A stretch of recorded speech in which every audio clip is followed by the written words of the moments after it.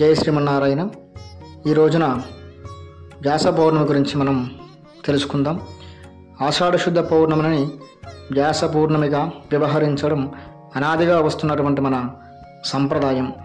వేదవ్యాస మహర్షిని స్మరిస్తూ ఆషాఢ పౌర్ణమి నాడు గురు పూర్ణిమగా మనం జరుపుకుంటాం.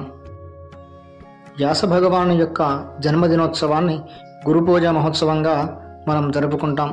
వ్యాసో నారాయణో హరిహి, నారాయణ స్వరూపుడైన వ్యాస మహర్షి ద్వాపర యుగంలో ఆషాఢ మాసం పౌర్ణమి నాడున గురువారం రోజున అవతరించినట్లుగా పురాణాలు మనకు చెబుతున్నాయి. ఆ పుణ్యప్రదమైన రోజునే మనం గురు పూర్ణిమగా వ్యాస పూర్ణిమగా జరుపుకుంటూ ఉంటాం. వేదవ్యాస మహర్షి వైదిక మార్గానికి చేసిన కృషిని మనం తలుచుకుంటూ గురు పూర్ణిమ రోజున వ్యాస పూజ జరుపుకుంటాం. భాగవతానికి మూలం వ్యాస మహర్షి. మనకి చతుర్వేదాలు, అష్టాదశ పురాణాలు, ఇంకా ఎన్నో అనేకాలుగా మానవాళికి వ్యాస మహర్షి మనకు అందించారు. ప్రపంచానికి అంతటికీ మొట్టమొదటి గురువు వ్యాస మహర్షి.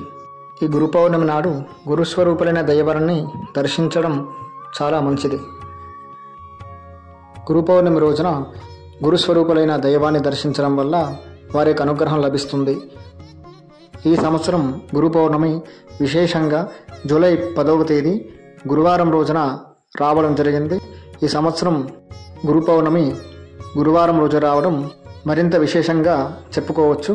కావున ఈ గురు పౌర్ణమిని ప్రతి ఒక్కరూ కూడా ఉపయోగించుకుంటారని మనవి చేస్తున్నాం. ఈ గురు పౌర్ణమి రోజున వ్యాస మహర్షిని స్మరించుకుని గురు పూజ చేసుకుని ఓం వేదవ్యాసాయ నమః అనుకుంటూ వారిని స్మరించుకుని వారి యొక్క అనుగ్రహాన్ని పొందుదాం. జై శ్రీమన్నారాయణ.